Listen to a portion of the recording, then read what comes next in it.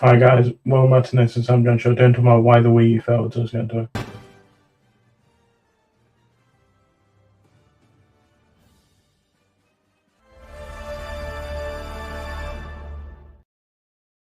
Welcome back to next SamDjanShow, where we talk about pop culture.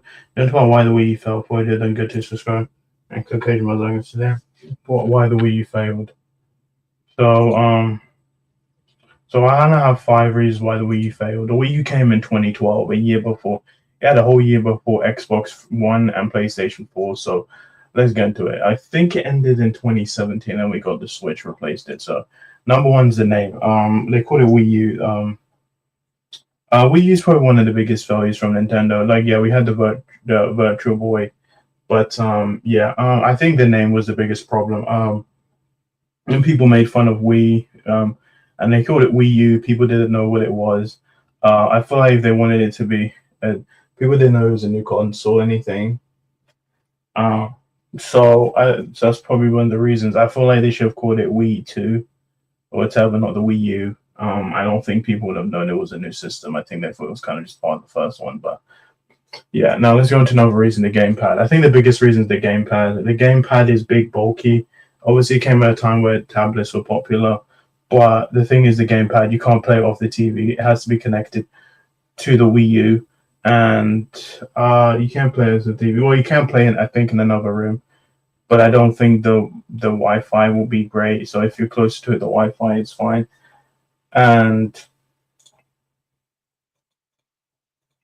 yeah, it's just... Now, the thing with the Switch, you can play on its own and you can play off the TV. Now, let's go into the battery life. I think the biggest problem was the battery life. It was 3. So the first models would last 3 to 3.5 hours of charge, which obviously is not a lot of time. So that's why you have to keep it plugged in. Those were the early models. Now, there is later, which isn't really good for a controller. Now, if you get a more newer one, it would be 6 to 7 hours. But if you had those early ones, it would be like 3 hours. Now, let's go into the power.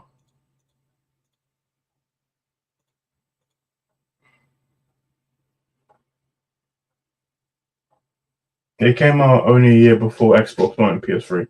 Where the Wii was essential, it was faster than the GameCube. The Wii U did some interesting stuff, of course. One of the biggest leap was the leap to HD, something that the Xbox 360 beat to it by 7 years. Oh, there was more to it, and there was CPU, and we had triple power PC processor for the Wii U, which that was hardly cutting edge even back in 2012, and yeah, so finally, was the third-party support, and I think most of it was the lack of it. Like the original Wii did have a lot of third-party games. The problem was most of them were complete garbage. They weren't even. And so yeah, that's probably why the Wii U failed, and then obviously why the Xbox 360 lost, Xbox One, PlayStation 4 lost as long as it did. And obviously, you have the Switch 2 now. And that's pretty much it. Now, I never had the Wii U. I never played it. I've only played the Wii, the original one. So, yeah, that's all I'm going to say, guys. So much for our video. That's my next one.